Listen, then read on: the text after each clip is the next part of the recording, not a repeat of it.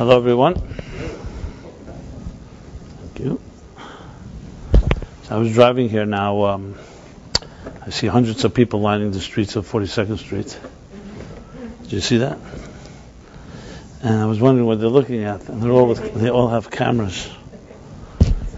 And I really thought there may be some celebrity or something marching down 42nd Street.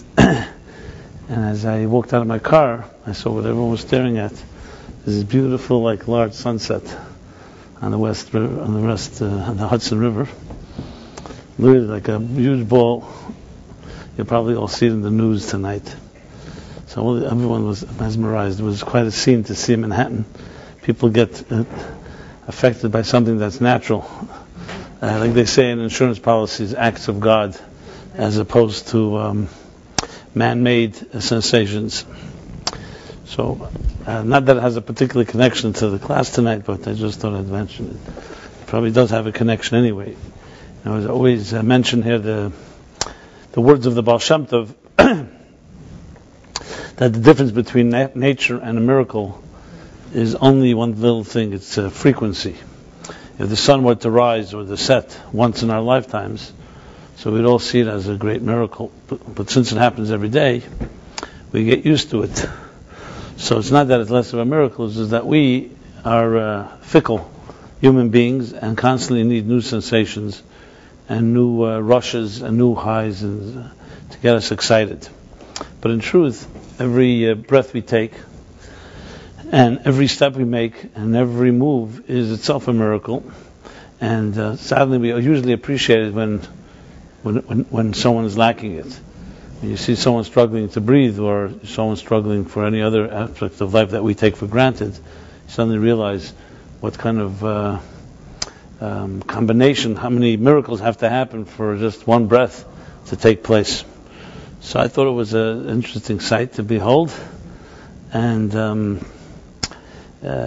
hopefully everyone can hold on to it and not just as a nice picture, photo opportunity.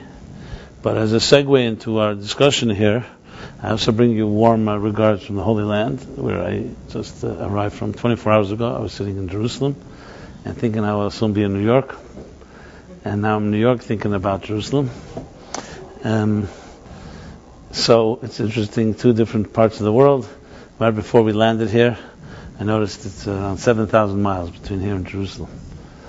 And many more miles, I guess, spiritually. Not that the people there are necessarily closer to Jerusalem than we are, but physically they are. Here we have a Jerusalem-born native sitting with us right here. There's a holy soul. Velvel back there, Velvel. Is a live specimen. So I bring you warm regards from our Holy Land, Promised Land, where I spent a week, and I said some prayers for some of you that asked me to do so. So I hope they're all fulfilled to the fullest and beyond.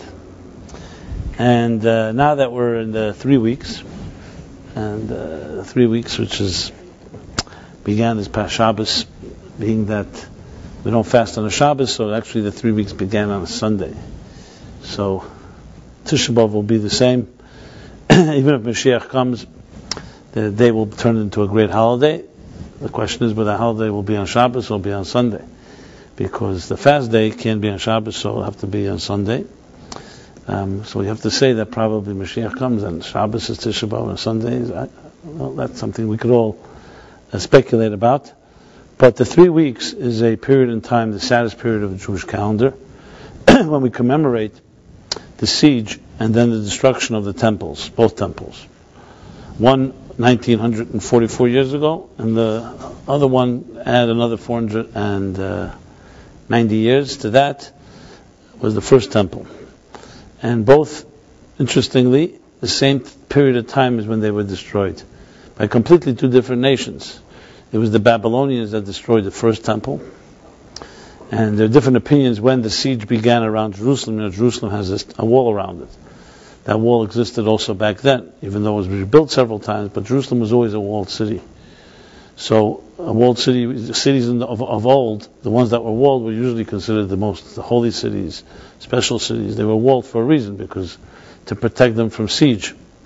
So Jerusalem was protected from the siege, but the walls were besieged on the 17th of Tammuz, which would have been last Shabbos. That's the beginning of the 3 weeks. And 3 weeks later, the Babylonians, there's an opinion that it happened on the 10th of Tammuz by Babylon. But there's also an opinion the 17th of Tammuz.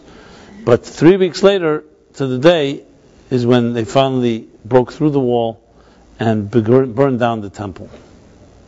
So it was the 3 weeks of intensified siege of Jerusalem till they finally destroyed the temple. That was Babylonians. That temple stood for 410 years. That was the temple built by King Solomon, and by King David and King Solomon. And then came 70 years after the destruction by the Babylonians, where the Jews were exiled to Babylon, and more or less to the east of Israel, that is. And then 70 years later, they rebuilt the temple, the second temple, which was greater than the first. It was larger and also stood for 10 more years. It stood for 420 years. Now the second temple was exactly the same thing happened. On the 17th of Tammuz, this time it was the Romans that besieged the city. And then 3 weeks later, less than 3 weeks, but they pierced the walls. And finally, on the 9th of Av, which is the saddest day of the Jewish calendar, they burned down the second temple. Which is itself an interesting fact that this happened exactly the same day, same period in time. And we honor this every year with what we call the 3 weeks. 3 weeks, or another word for it in the book of Eicha, Lamentations, it's called Bein Hamtzarim, which means between the straits, between the dire or narrow straits. So sometimes these 3 weeks are called between the straits, the strait of 17th of Tammuz and the 9th of Av, the 3 weeks, from when the siege began to when the temple was destroyed. And on a very practical level, mechanically speaking, we don't perform weddings during this period of time. It's like a form of grieving, though the fast is only the beginning and the first and the end of only the two punctuated times is the beginning and the end of the 3 weeks, but nevertheless the 3 weeks are considered to be a sad mourning period. And Tisha B'Av, of course, is the intensity of it, which is a 24-hour fast day, and we dim the lights, and we say special prayers, and it's literally sitting Shiva for the Beis HaMikdash, for the Holy Temple. So the technical part, many of us are aware of, or if you're not aware of, now you're aware of it. And the part that's harder to understand, or I wouldn't say harder to understand, that's less known, is why. Why do we still grieve over a Beis HaMikdash, a temple that stood so many thousands of years ago? In Jewish law, when you sit Shiva, God forbid, for someone that's passed away, a parent, you're not allowed to sit more than 7 days Shiva. It's regulated. It says not less than 7, not more than 7. It's one of the reasons it's called Shiva. Shiva means to sit, but it also means 7 days, Shiva. Because the Shulchan Aruch, the Code of Jewish Law says that if you sit longer than, if you overgrieve, it's overindulging, and it's not considered to be sensitive. And if you do it less, it's also not considered to be sensitive. So here we're sitting Shiva now, as I said, 1,944 years for the second temple. And what 1944 plus 490 is what, Jeff? You got your numbers? 1944 plus 490 is 1944 plus 400 is 2344. 2444, 2434. Okay. For the second temple, for the first temple. How is that consistent with this law? You're not supposed to sit Shiva even for a parent more than 7 days. This is already thousands of years. How much can we indulge in grieving over a building? Not even a life, not even a human being. So that's the first obvious question. And on a more contemporary terms, what's the significance of just remembering destruction? I mean, how long can we dwell on it? Isn't health and growth all based on growing through our pain and not wallowing in it? I mean, every type of growth is all about, yes, there's a point where we have to grieve and a point where we have to cry, but there's a point we have to get over the crying and grow from it. So why do we still remember it to the extent that we really don't make weddings? It's not just a theory, we don't just read about it, it actually affects our lives. To the point, as I said, Tisha B'Av and Shavasar Tammuz, the 17th of Tammuz, are actual fast days. So So clearly there's much more going on here than meets the eye. Because though Jews definitely have suffered, but as I pointed out many times, we've not become sufferers. And in fact, as Jews have gone through and grown through the harshest and most difficult situations. Take the Holocaust. So clearly there's something deeper here that's part of, that has a much more psychological and personal relevance than just the mere fact that we're remembering the destruction of a temple so many thousands of years ago. Now, to really appreciate it, in truth, modern psychology is approximately 100 years old. Freud is considered to be the father of modern psychology. You don't hear really about many psychologists. You find very few people that can mention a psychologist before Freud. You know, anybody here can mention one name? So everything we know about psychology is really in the last 100 years. I mean, and there were psychologists, there were people who wrote about it and thought about it, but he marketed it best, maybe. And he turned it into what they call a psychological system. Now, there are many detractors and many different opinions. Carl Jung and other great thinkers and psychologists had a different approach. Viktor Frankl and others. But nevertheless, Freud is still considered to be the dominating figure. Even if you disagree with him, he's the one that you disagree with. He has that type of authority. The truth is, besides the fact that Freud himself was Jewish and learned a lot from his Jewish mother, which gave many theories about Jewish mothers and so on, many of his theories. Besides the fact of that, the fact is anyone studies Torah, and I'm not even getting into the mystical now, which we will get into. Even Talmudic thought is deeply psychological. It's all about psychology. It's all about the theories of what makes human beings tick, and that regulates our behavior and how we interact with each other. Just to take an example, there's a central law in Torah that says, in the Talmud, that says that if there's a disagreement between two people, and one person says, that I lent you $5,000. Another person says, no, it was only $2,000. So how do you resolve this? So obviously, if you have evidence, contracts, that can prove it. But let's say there was nothing written and there are no witnesses. So the Talmud gives rules that someone who denies only part of the claim has to take an oath, and then they're believed.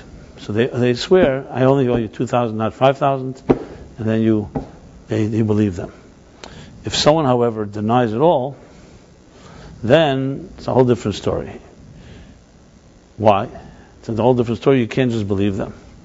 Why do you believe someone who only admits half of it? Well, seemingly the logic would be because he's admitting it, but maybe he's lying. Maybe he's trying to get off $3,000.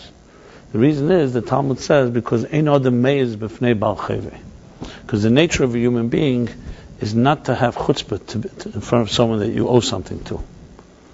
So he's admitting that he owes. That means he's indebted to this person. That the nature of a normal person would not be to lie in the face of someone that you owe something to. So if he denies it all, you don't know whether he's indebted to him or not. You don't know. Maybe he's just a total liar. The fact that he's admitting that already proves that he's acknowledging it, so you give him the benefit of the doubt. Now, of course, there are later scholars that say, 1 second, we find people who do have chutzpah to people that they're indebted to. We see this all the time. I'm sure, I hope it has never happened to you, but unfortunately this happens more often than not, where people say, look, I did something for someone, and look how they treated me in return, when I needed something in return. So one of the cynical scholars says, the Talmud says, Ein adam meiz b'nei. You have to be an adam. You have to be a human being. A human being will not have that type of chutzpah. But if you're not human, you could have that type of chutzpah. In other words, there's subhuman people. That's how some explain. But that's not what I wanted to get into. The point I'm saying here, this is a message, a psychological lesson. That means a healthy human being everyone has their boundaries, has shame, has some conscience. And that if someone admits partially, You could trust them if they take an oath. The oath really just demonstrates that they're really serious. So they know that the consequences. They take an oath. They swear that yes, just like we take today in court of law, that I swear to tell the truth and so on. So just to it was a small example. There are hundreds and hundreds of examples like this in Talmudic thinking that all talk about the nature, the psychology of human beings. What humans would do, what we wouldn't do. Certain things are in the scope of human nature, certain things are outside of that scope. Everyone has their taboos, so to speak, has their fears. I'm talking now healthy circumstances. Now, of course, it gets more complicated when it's not healthy. When something, for example, some abuse or dysfunctionality affects us in our lives, we will do things that we're not naturally wired to do because we become more desperate. So left to our own accord, in more or less normal circumstances, there are certain things each of us have our nature, our personalities. Should we be pushed, or should we be compelled, or in some way, some type of aberration takes place in our life, some violation, then we will often also change our personalities to adjust or adapt to it, which is, of course, what makes things much more complicated. Because then people will do things, as I said, that they naturally wouldn't do. And you could probably even identify in your own life some things that there was a point in your life where, to that point you wouldn't have done something, then something happened and you did it. And then you can't turn back so quickly. Once you so-called taste from the forbidden fruit, or you do something that you naturally would not do, now you've done it. You're a different person after that. So in discussing psychology, the truth is, without dismissing what contemporary and modern psychology says, the fact is, as Jews, the Torah can pull rank because there's thousands and thousands of years of psychological depth, and this wasn't just theories. You're talking about a people, the Jewish people, that is, that really actually suffered. So they had to deal with digging very deep into their own deeper resources to cope with most challenging situations. Who best would you want to have wisdom from than someone who suffered and learned how to not only survive but to thrive? You have a verse in the book of Exodus, right in the beginning of Shemais, that says, as the Jews were oppressed by the Egyptians, that's how they multiplied and they thrived and they grew. There you have the lesson that you hear so often in almost all healing circles. That which doesn't kill you makes you stronger. Or we are like a tea bag. You don't know how strong someone is until you put them into hot water. They say that sometimes about women. In other words, the concept, the idea that suffering, not that it can be justified, it's never justified, but the result of it can end up either breaking somebody or you can make someone much stronger. That's who you'd want to turn to if you wanted to have psychological advice. Who would you turn to? You turn to someone who's a veteran, who's a war-torn veteran, someone who's gone through and has been wounded and has come out stronger. So the Jewish people as a whole and as individuals carry these type of messages. So I find it I remember when 9/11 took place. It was one of the first things I wrote about, and it struck me was that we as a people have seen the abyss, we've seen darkness. We can teach the world a lot about it, not about the darkness, how to cope with it, how to deal with it, how not to be destroyed by it. So as we shall see, the 3 weeks and this period in time, when you really look and dig deeper, you would come to realize this really is a formula of maybe the most complex and most sophisticated psychological approach to life. Now, obviously, the entire Jewish calendar is a formula, and you have high moments and you have low moments, high points and low points. You have the great holidays like Simchas Torah and obviously Sukkot and Rosh Hashanah, Yom Kippur, and you have Purim and Chanukah and Passover, Shavuos. I did my book 60 Days, which really begins the month of Elul next month, but it actually begins now, because it begins from after the breaking of the tablets and so on, which I shall soon discuss as well. So all these cycles have many lessons to us in our own psyches and our own psychological ups and downs in life. But what I'm focusing tonight is on the 3 weeks. As you shall see, the 3 weeks, including the number 3, is deeply significant and has profound insights that can be relevant, that is relevant to every one of us, no matter what we're struggling with. That's what I want to address here now. And hopefully in the coming weeks, being that the 3 weeks are just the beginning of a period that then continues, after the 3 weeks continues, as the Talmud says, 7 weeks of comfort and 2 weeks of return. So you have really a cycle here of 3, 7, and 2, 12 weeks. The 3 weeks that we're in now, this is the first of the 3 weeks. Then will come, as I said, after Tisha B'Av will be another 7 weeks called the 7 Shiva de Nechemta, 7 weeks of comfort, which concludes the Shabbos before Rosh Hashanah. And then come 2 weeks, which is the Shabbos, the 2 weeks after between Rosh Hashanah and Sukkot, which are called the 2 weeks of return. So this cycle of 12 weeks is not just a random cycle. From between the 2 Shabbos is between Rosh Hashanah and Sukkot. This cycle is a process that we all go through, and more importantly, it's a process that helps us grow through any type of challenge. So now, of course, we're in the so-called descent into the 3 weeks. This is the 3 weeks, as I call Bein HaMetzarim, between the dire straits. I don't know if that rock group got it from Bein HaMetzarim, but the dire straits is actually a verse in the book of Lamentations.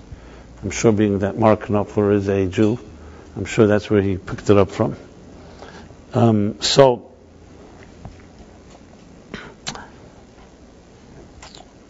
let me first begin with a few introductions. One of the key elements in psychology, Torah psychology, Torah-based psychology, is a very simple but fundamental principle, and that is distinction between symptoms and roots, called symptomatic medicine. You have a headache, you take an aspirin. You have a cut in your finger, God forbid, you put on a Band-Aid. These are called dealing with symptoms, which are all fine when you're dealing with superficial wounds. Just to stop the bleeding, or whatever it is, to get rid of the symptoms. But when you're dealing with deeper wounds, symptoms are just a symptom. They're just the tip of the iceberg. They're the result of something. So true healing is, of course, getting to the root of something. But the root of things poses 2 challenges to us. Number one, it's not that visible. Symptoms are visible. Roots are not. Secondly, we don't like to address roots. It's very uncomfortable. It's much easier to address symptoms.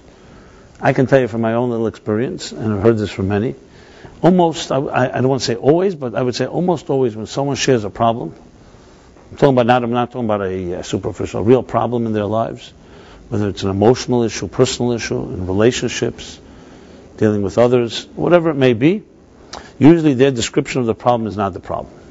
They describe the symptoms of the problem. They describe the problem as they perceive it or how it affects them.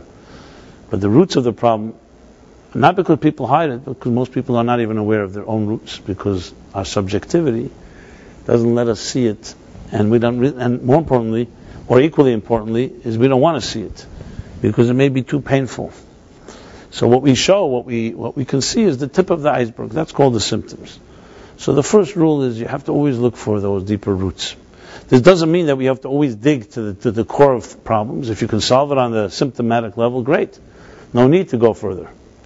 There's no need to dig up the past and regress into our childhoods.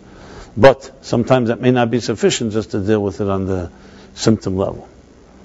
When I was researching this years ago, the Torah approach to psychology, is it behavioral or is it therapeutic, as they say? Behavioral psychology deals more with change of habits, change of routines, change of behavior.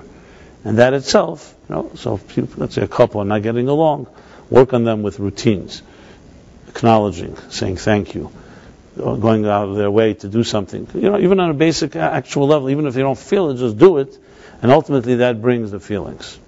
That's an approach, and it's an approach that's proven to work in many situations. And there's another approach, is not to go from the behavior, not travel from outward in, but out from the inside out. Look at the deeper issues, like why is there resentment or something. Try to find out what's the deeper cause and work on it from that end, and then the behavior automatically will change. So it's really, you could think of it almost as contradictory approaches. So I looked into it from a Torah point of view, and the truth is the Torah says both are correct, and you really need to attack it from both angles.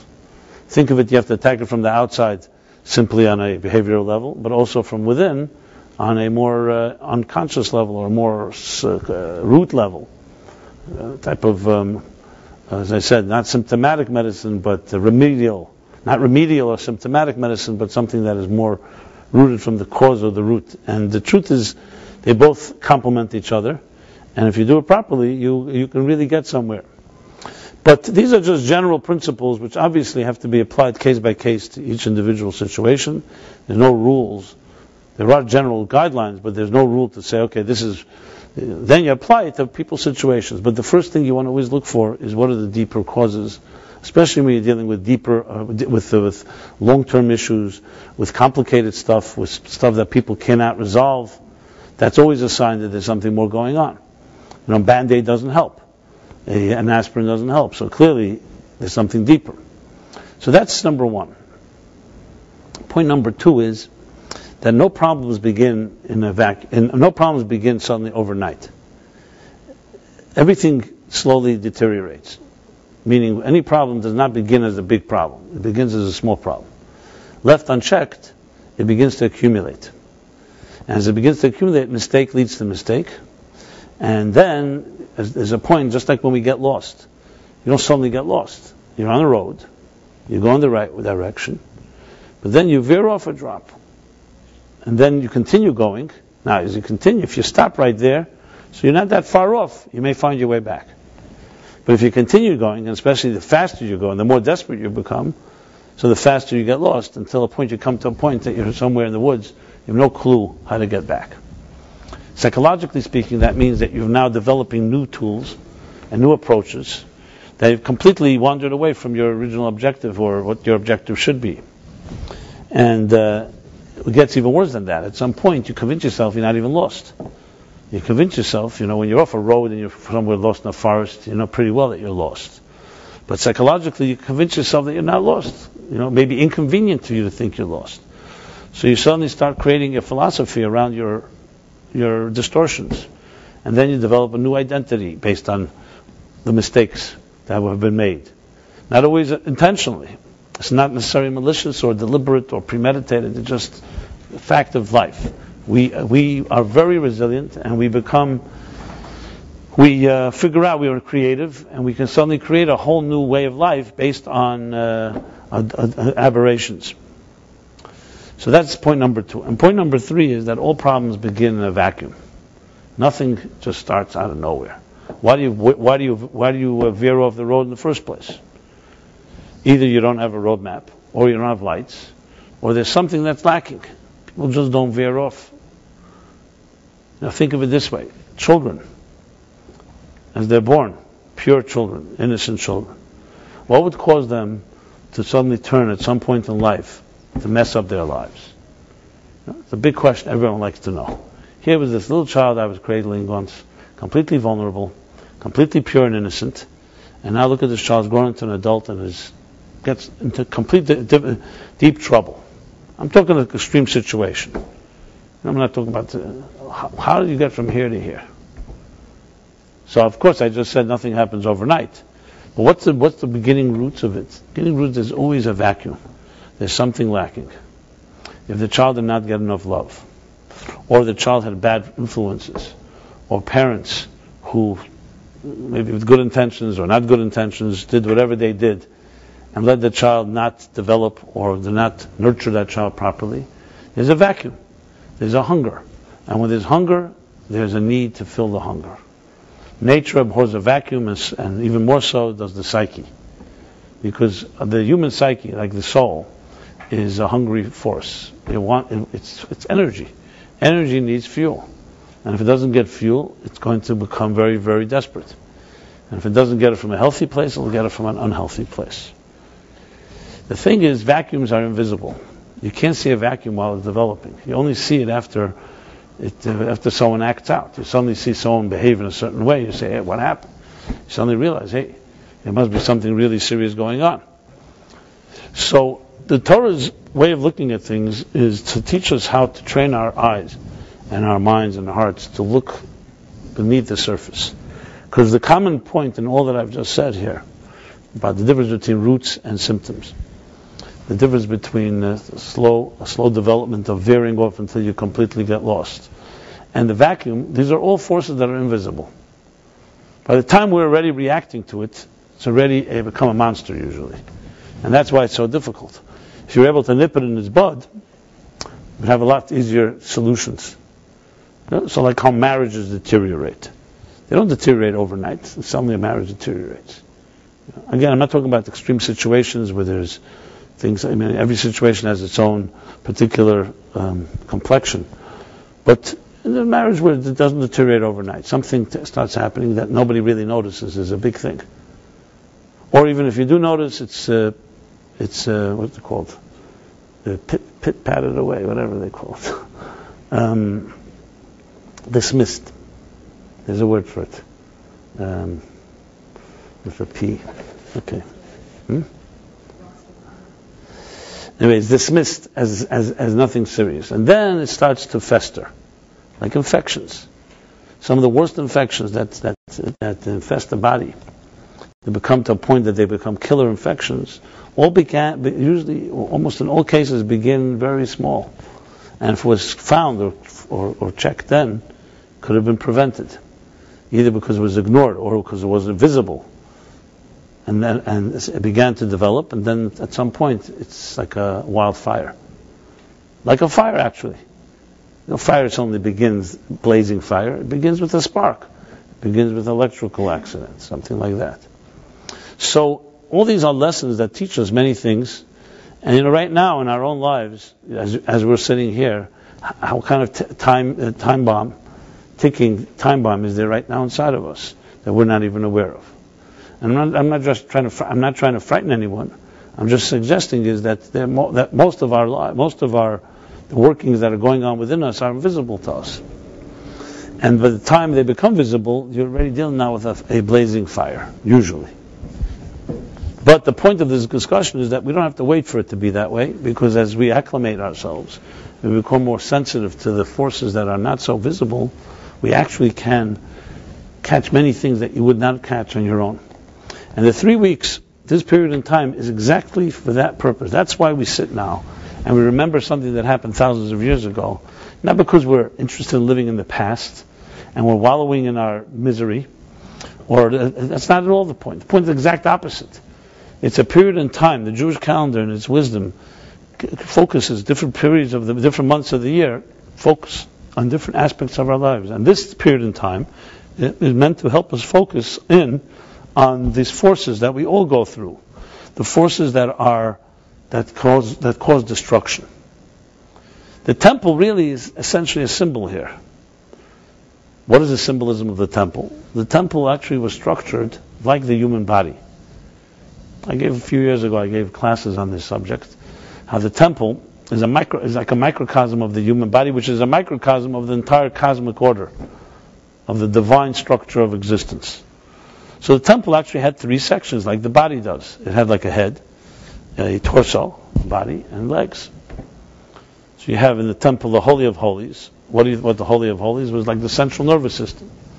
It was the head. That's where the Torah was, the mind, the ark. Then came the body, which is the Kodesh, the section called the Holy, which had 3 parts to it. A center, like the heart, a right arm, and a left arm. So you had in the center you had the altar, on the right you had the table, and on the left you had the menorah.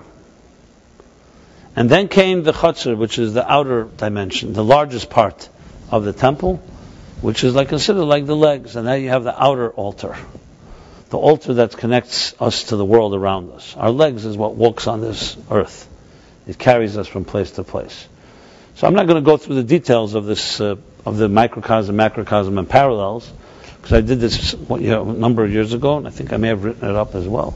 If you want more information, you just go to our website and a little search. If you need a little Google, it can help. If you need more help, you just send us an email, and I'll be happy to send you. So the temple was a symbol of us. As a matter of fact, the Torah says it explicitly. It says in the beginning, in the book of Exodus, Shmos, when God says to Moses to build me a temple, He says, "V'aseh li migdash, build for me a sanctuary, v'shechanti b'seichem, and I will rest, I will dwell among them." Them is the operative word. Not I will dwell in it, in the building. I will dwell among them. The building is them, because the purpose was not God dwelling in bricks and mortar, or materials and tapestries. It was to dwell in the hearts and souls of human beings.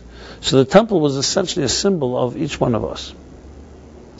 And when the divine dwells within us, you have harmony. The harmony that is the essence of all psychological health. The harmony between spirit and matter. Or in simple English, between what you are and what you do. Who you are and what you do. You ask most people who you are, who are you? They show you their business card. But a business card tells you what you do at best, not who you are. All of us suffer from a dichotomy of who we are and what we do, which is why suddenly one day we wake up and we say, why am I doing all of this? Like, is this who I am or I'm not? It's been imposed upon me. Am I doing it to make a living? Other people's expectations, demands, my parents, etc., etc. Not that easy to answer the question, who are you? Who am I? Because did you really even know?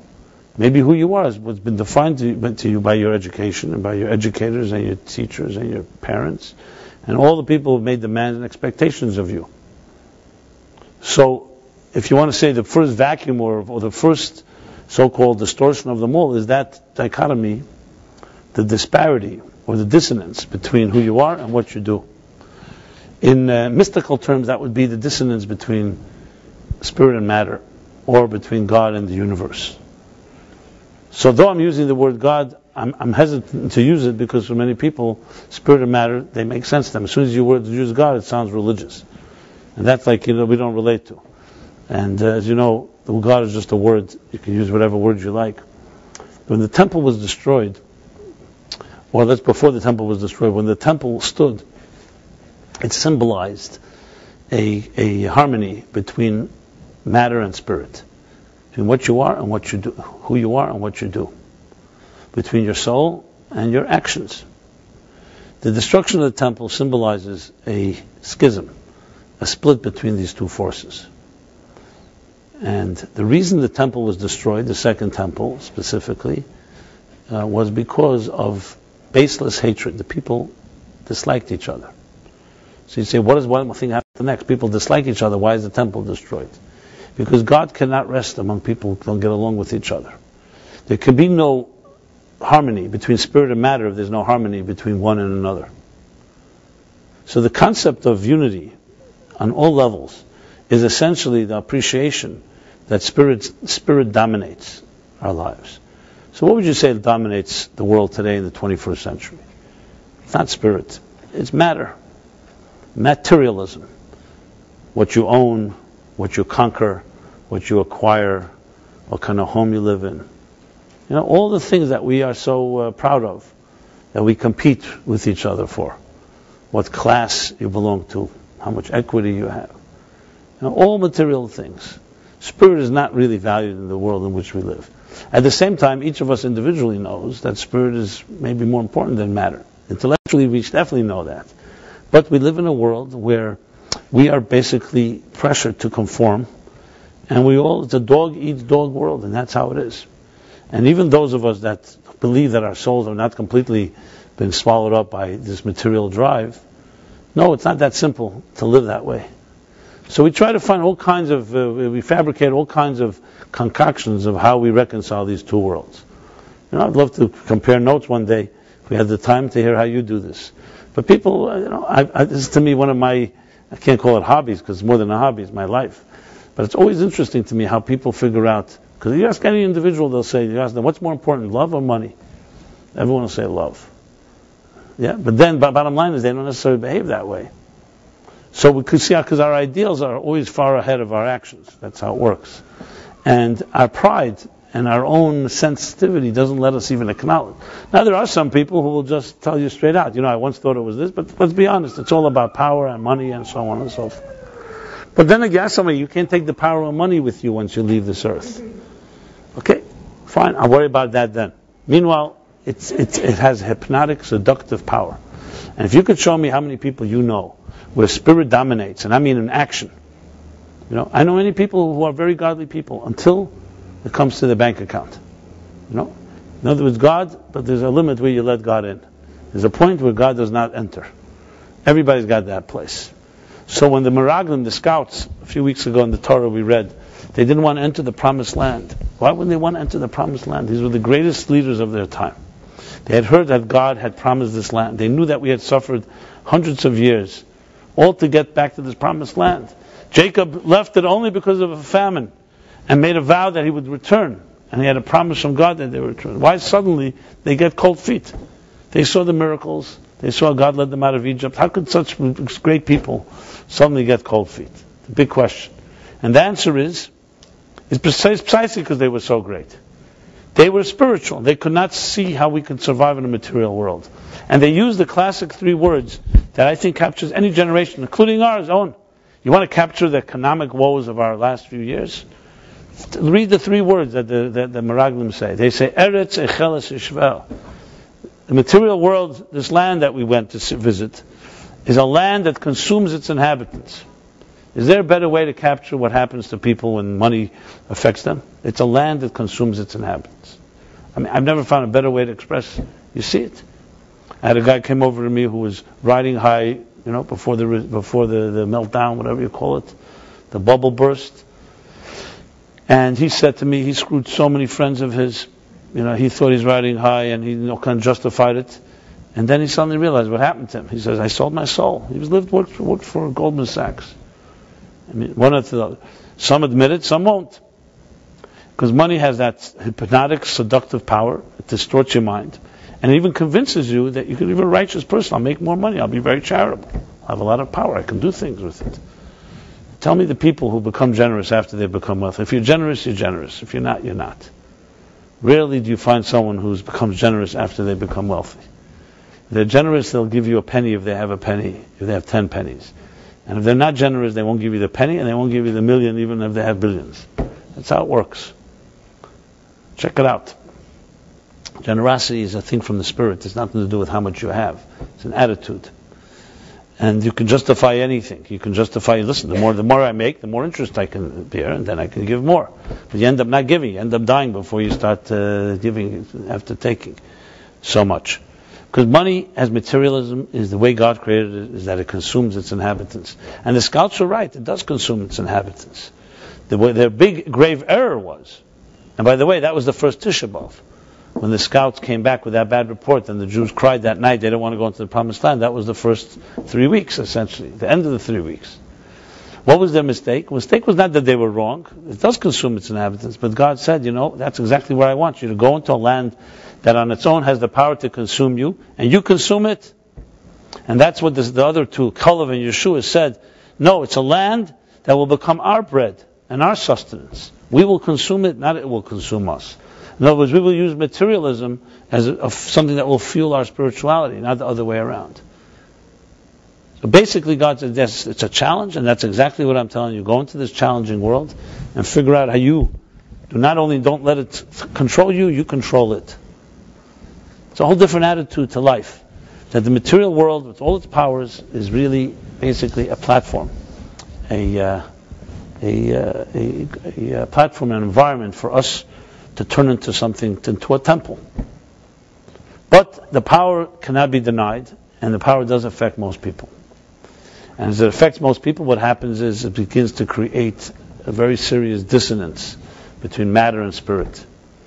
So what happens to our souls in the process? But as the scouts say, either it gets consumed by this materialism, or it gets severely compromised. So what most of us do is we compartmentalize. We begin to compartmentalize. Compartmentalize means, most of my time in my life is involved in material survival, and then we find our weekends and our vacations and the moments where we can experience something that's called transcendence. But it's like 2 lives. It's almost like 2 identities, which itself takes its toll after a while.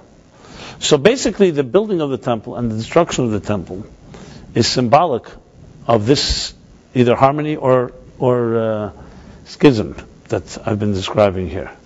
And that's why we commemorate it, because it's something that we're living through today. It's not something that happened thousands of years ago.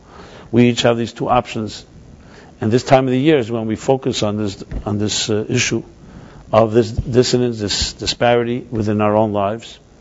And unfortunately, in most cases, it leads to destruction, not necessarily to harmony. But the goal of all this is that it shouldn't lead to that, and that's why we discuss it. Because if you address the issue, and you nip it in the bud, and you can look at it face to face, take the bull by the horns and look at it in its eyes, before it affects you, then, of course, that's the best way to preempt most of our problems. So the 3 weeks is meaningly really looking into the face of the enemy, eye to eye, and not fearing it, and learning how to grow through it. And that's why we remember what happened then, because we want to show that we have that power. We don't run away from our fears. So in a way you could say the 3 weeks, the Bein Hamtzarim, what I said before, the dire straits. We all have our dire straits. That comes from the same word as Mitzrayim, which I've often discussed as when we leave Egypt, is the same idea, going out of the constraints and straits of our lives. In Hebrew, Meitzar means boundary. But psychologically speaking, a boundary means anything that keeps you trapped. So you can fill in the blanks by whatever you want to call your straits. You can call it fear, your fears, your inhibitions, your insecurities, your emotional vulnerabilities, whatever you want to call it. Internal forces inside of you that somewhat paralyze you. So that's what the 3 weeks are about. But it gets deeper than that. We understand what exactly is the process that leads a person to, as I said, to wander away from themselves. And that's what the 3 weeks are about. Three stages. Three stages. This is pretty, I can't say common, but I've heard this quite often. I heard it recently again. Let's talk about shalom bias issues. People who have issues, husband and wife. Domestic issues, as they call it. And there comes a point where usually people go for help to therapy or to a counselor, or they may come see me. It's usually not when things are working great. It's usually when things aren't working great. Why would they come see somebody if everything is great, right? Even though that may be a good time to go, actually. Just like as you go for a checkup, like a health checkup, make sure everything is fine. As I said, you don't see usually the things that are brewing, but there's always something going on. But usually when things aren't working. And so I have a situation recently, someone shares it with me, that we have not had any, husband and wife, not have any intimacy now for months and months. And it's only causing more and more resentment and more deterioration of our relationship. Because at least we had that. At least we had physical connection. Once that is gone, what's left? So I asked the person who shared this with me, I said, well, what brought to that? Obviously, of course, you start digging, you start finding it didn't just happen. As I said before, it doesn't just happen suddenly. It took time. And as a result of different distrusts, different arguments, and so all these things break down at some point. At some point, a person doesn't want to be with the other person anymore. It's not just purely about sex and about physical connection. It also has to have some type of warmth and attraction. And you can love somebody, but then if you stop respecting them, or you start getting a lot of ill feelings toward them, it undermines any type of relationship. Yes, it's true for some people. Through sexuality and intimacy, they cover up a lot of their problems. That happens for some, but some it doesn't happen that way. I don't know which one is worse. But the bottom line is, so how do you deal with something like this? So I'm just using that as a case, as a model here, a case study, that I think you can apply the 3 weeks. So Rabbi Hillel Paritcher is one of the great chassidim of the Tzemach Tzedek, and he wrote actually a discourse which is based on the Rebbes that he heard these ideas from. It's a mysticism, Kabbalistic and Hasidic discourse. He talks about the 3 weeks and the 7 weeks that follow, and then the 2 that come after that. But I'm going to focus on the 3 right now because that's where we are. The other ones will come following weeks. He talks about using an example, which is maybe somewhat of a abstract, I can't call it an abstract example, but it's an excellent example, as you'll see. I'll soon apply it to the situation I just described and many other situations. Here's the explanation that in any type of, what I called before, dissonance or disparity or schism, whatever, disharmony, some things are not aligned. When something is not aligned, we all have moments, and maybe more than moments in our lives where things are not aligned. You identify with this statement? Okay, good. I want to make sure that I'm not dealing with perfect human beings here. Okay, so I know we're not perfect. So when things are not aligned, so as I said before, there are three key factors. One is that we don't see the roots. We only see symptoms. At best, sometimes even symptoms, we don't see all of them. Number two, that nothing happens suddenly. Everything takes time until it develops and accumulates. And three, that it all begins with a vacuum. Something's missing that causes the rest to follow, to spiral out of control. So when we talk about any type of disharmony like this, again, on all levels, the example that he uses, which is an example used in Hasidic thought,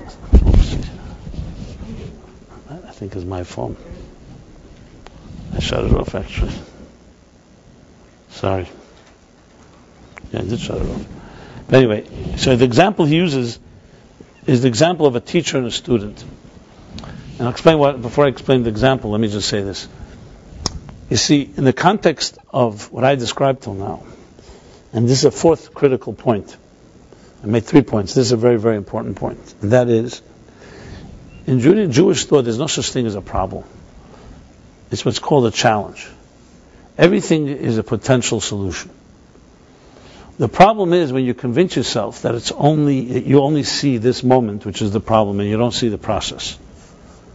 So, like I mentioned, point number 2, which was that everything is a process, just like it's a process. You don't just get lost overnight. It takes time. There's also, even when you do get lost, it's a process to lead you somewhere else. I discussed this, I believe, 2 weeks ago, in the context of a journey. When you're on a journey, and especially the way we think, this fast food generation, we think of everything as disjointed parts. Right now, this is the frame that you're in.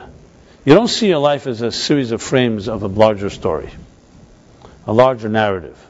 You only see that later in life. When you look back, you just realize that the serendipity or the things are not as random as they seemed. Things led you places. But while you're in it, especially if it's a painful situation, very difficult to see it's part of a process of growth. But if you look around in life, everything is a process. A seed is rotting in the ground. If you're able to get into the head of that seed and have an interview with the seed and say, what do you feel like now? I'm deteriorating.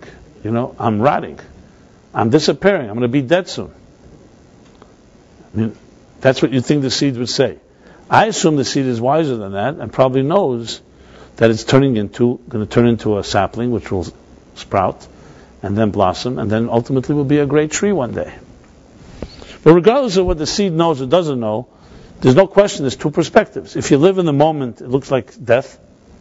Just like a caterpillar as it goes into the chrysalis, into the cocoon, also it seems like it's dying, only to give birth to a beautiful butterfly. Everything in life is a metamorphosis. Everything in life is a transition going from one place to another. But we are myopic human being creatures. We think of the moment. Very hard for us to see the bigger picture, especially when we are in pain. We're not in pain. You have the comfort. You may step back and say, there's a process. The truth is, when we're not in pain, we take for granted the moment. So then we have a different type of blindness. But when we are in pain, we see the moment, and it doesn't help if someone tells you, hey, don't be so much in pain. It's only a process going somewhere. And it's not even necessarily a sensitive thing to say. I'm saying it now because we're talking here theoretically. I'm not talking, I would never say this to someone who's suffering and say, listen, you're going to get over it. The suffering is going to lead you somewhere. There's a point where you need to have empathy. In that period, as I said, there's a time you have to cry. You have to cry. You can't tell someone don't cry because the tears one day are going to give birth to beautiful fruit. Now you have to cry. There's a time to cry. There's a time to celebrate. So, but when you step back and it's not personal, like we talk about the 3 weeks, it's a process. It's a process. And this process is one that therefore looks at any situation, even the negative ones, even the fears that I mentioned, inhibitions, all the things that the dire straits, Beinam Tsarim, it sees it as part of a process to get somewhere.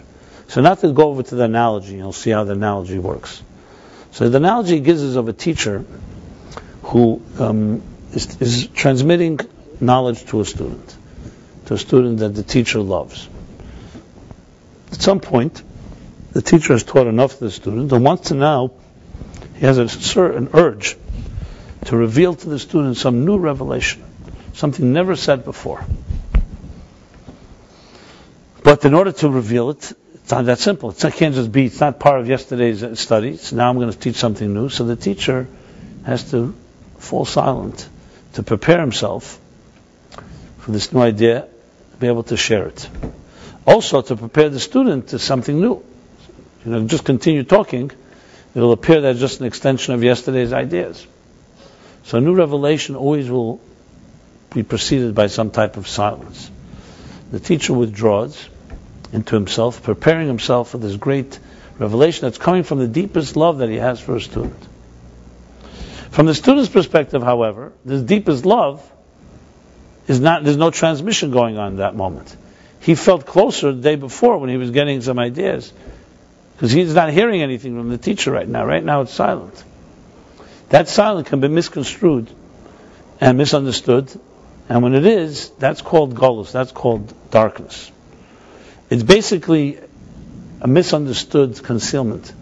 When the concealment is only in order to reveal something deeper, at the moment it feels like a concealment.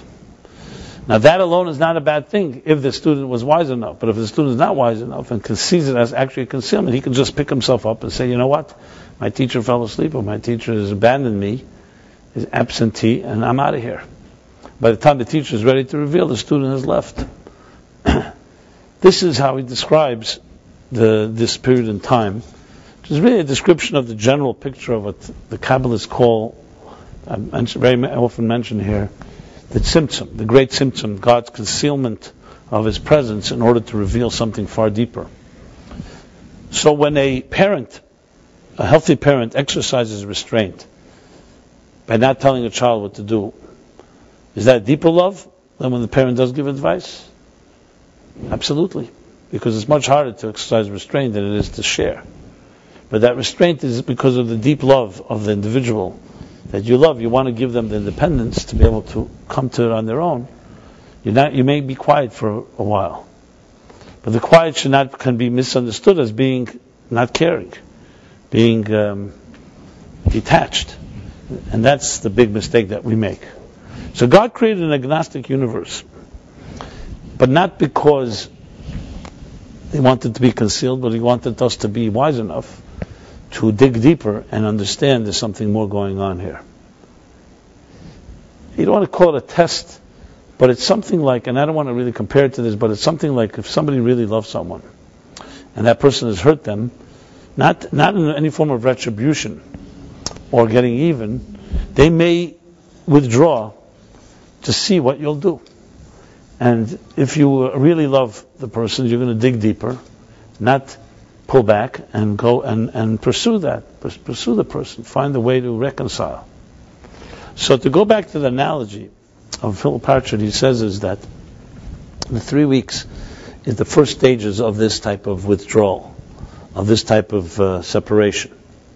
The fact that we have a separation in our own lives, the dissonance, this disparity between who we are and what we do, is a direct result of God's concealing His presence from us. Which means when you wake up in the morning, in simple English, you feel your body before you feel your soul. It takes effort and meditation, contemplation, to connect to something that's spiritual. It doesn't take anything to connect to something that's material. Your body tells you in the morning, I'm hungry, I'm thirsty, I'm tired. Your soul, you need to be a lot more sensitive and have a lot more acute hearing to hear the voice of your soul. Because it's much more subtle and not as aggressive and loud, and it's not as natural. Because there's a concealment going on here. But as the Kabbalists and the mystics explain, within this concealment lies more depth and more power than in the revelation. So in a strange way, the material concealment of everything that is spiritual has more power than the spirit itself has. So it's like a teacher wanting to reveal more. And each of the 3 weeks refers to the 3 stages in the intellectual stages. We talk about Chachma, Bina, Dat. The 3 stages of withdrawal, with the first one being a withdrawal on the level of Chachma. I'll explain this in a moment. The second on the level of Bina, and the third on the level of Das. Okay? So what does it mean in simple English? It means like this. When we conceive of an idea, it goes through 3 stages. The first is the concept. A spark, the flash of an idea. It's a point. Mathematically, you can think of it as the dot, a point. Then comes a development like the line. So you have a point, a line, and a plane. The line is an extension of the point where you begin to flesh out and develop the concept. And Das is sometimes called intimacy. Das is the conclusion. The conclusion where it all comes together and you have like the full dimensional concept. So he explains that the 3 weeks, each week refers to a concealment or a withdrawal on those 3 levels. I'll explain in a moment psychologically. I just want to finish what he says. So the first one would be where the teacher is not completely withdrawing, he's only withdrawing on the concept level. That's the first week, Chachma. The second, he's also withdrawing his explanation level. And the third is the total withdrawal of his connection with the student. So in psychological terms, as I mentioned, I want to apply it to that case study I mentioned before. In any type of relationship, and I mean even with ourselves, and definitely with other people, there's like 3 aspects to a relationship. One is that there's some point that connects 2 people. It's a spark. Some people call it actual spark. It's a chemistry. It's something that you can't really even define in terms. It's just an intangible. But it's there. And it's the beginning of every relationship. It's the first spark. Without that, relationship usually will not even be able to be ignited. Okay. The second stage is what we call Bina. That's Chacham. Bina. Bina is already a developed stage. Here you can absolutely define it. You see the qualities in another person. You can explain it. You respect and have appreciation of that individual, whether it's their intelligence or it's their emotions or it's their personality. And then comes the third thing, which is Das, which is, in a way, it's similar to the first, but it's actually at the other extreme. Das is when there's a total bond. It's called intimacy. Das is intimacy, when 2 people become one. Now, the difference between the first and the last is the first, it's a spark that's the beginning of a relationship, and the last is where a relationship gets consummated. That's why in Torah, sexuality, actually, intimacy between man and woman is called Das. Adam and Eve, they knew each other. That's what it says. And Adam knew Eve. Because knowledge is a form of complete intimacy, with the joining of 2 people. And it comes after there's the first 2 things, Chachma and Bina. And the example of a teacher and a student, the example would be is Chachma is a spark. It's a concept. You have the urge to want to share something with someone. You haven't yet developed it. You just have, the point has been, so you just share a certain point. Then the second stage is where it's developed into a full-bodied communication. And the third is when there's a real bonding between the 2. Now, in a relationship, I've mentioned before this case study, you can apply it very simply. If 2 people, and I'm just using this example and many other examples, 2 people have difficulty with intimacy, a couple, it didn't begin with there. Guaranteed, especially if they were once very close to each other, and if they're having problems there's no question that it began in Chachma and Bina before it got to Das. So the question is, how do you get to the root and identify it? When, right now you see the symptoms. So here it's critical to really break down and say, how did we get here? Is it a lack of Bina? Is it a lack of, respect for another person's tools, things that are tangible, the things you can identify? Or is it the Chachma part, that so-called that spark was lost? Obviously we'd like to believe that the most problems are on the second level, because the spark was there, but once, there can be a spark between 2 people, but then life takes over, and a person does not live up to expectations, is not responsible, doesn't do certain things that are expected in a relationship, After a while, the other becomes worn down. So the spark was there, and if you ask them, is there any love? They'll say, yeah, it's there, but it doesn't have anywhere to manifest. It's like chokhmah, it's like a spark there that's hanging around, but it doesn't have any manifestation in this world.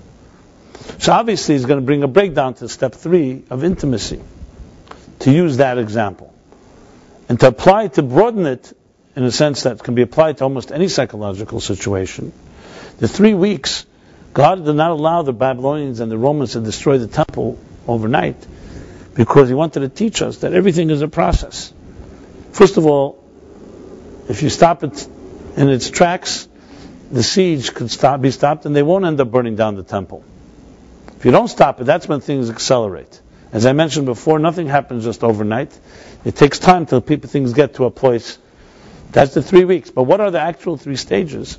The first stage is where the teacher, as I said, stops conceiving of an idea. The second stage is where there's no communication altogether, meaning there's no the fleshing out and the development of it. And then finally there's the third, which leads, of course, into Tisha B'Av, where there's a complete separation. As long as there was a temple standing, even though the temple was surrounded and the walls were besieged, there was still the connection was there. The destruction of the temple takes place when is the real disparity, when is the schism, the break take place once those 3 weeks pass, not in the beginning. So in any type of situation, you're always going to have these 3 stages. Every psychological situation, you can identify these 3 steps. These 3 steps, 3 ways that we can destroy our lives. One is, it can be on the level of the spark, where that is being compromised. Number 2, it can be in the level of the details. That really is where life lives itself out. And the third, which is usually a result of the first 2 deteriorating, is on the level of the intimacy, on the connection, on the deep connection between 2 individuals. Or within our own selves. I mentioned before, children. Children in a healthy, natural environment have all 3 things going on. Children growing up in a healthy home, they will have the chokhmah, bina, and das that their parents give them. There's the spark, of course. There's the love. There's the basic love that a parent has to a child. Then there's the details, what the parent does for the child, the time you spend with the child, the food you give, you provide for it, the confidence, the nurturing, all the details. That's the bina part. And then there's the intimate part. There's that the profound connection that a healthy parent has to a child, that a child senses it. A profound connection that develops over the years, and it's a very strong bond. As opposed to the first spark, as I said, is the beginning. There's the pure spark. A child is born. But even parents, even though you can't say their love changes over the years, but it's very different when you love your newborn child and you love your 20-year-old, for example. Not fundamentally different. It's the same love, but it's a whole different manifestation. The love of a newborn is simply it's your child. It really doesn't matter. You don't even know what kind of child this will be. You love the child no matter what happens. When a child is already 20 years old, or even older for that matter, now you're loving a child that you've seen many different things. You've seen the child grow, gone through different situations. You can love also the talents of the child, other things the child has developed. And there's a different type of bond that has a lot more manifestation than it does in the spark level. Mother loves a child even when the child is in its womb. You begin to love your child. You haven't even seen the child yet. There's just that essential connection. That's chokhmah. Bina is when it fleshes out and starts developing. And das is the so-called, the full body, the full connection that comes at the end of the process, so to speak. Even though in life you can't say there's an end to the process, but meaning that comes later in the stage is more the mature love that comes, when you see a mother and a daughter who are now, the daughter herself is a married woman, and they talk to each other. It's a different type of, it doesn't have the same type, it's a different type of connection, but much more profound, because they both have now lived through life, part of life together in that way. So, this is all in the healthy side of things. But sadly, I have to talk about the other side, even though I'd rather not. But we live in a world where we do have to. What happens when these 3 things are not there? That's where the problems begin. So now we have the 3 weeks. The 3 weeks are not here to tell us when things are working well. The 3 weeks are here to tell us when things are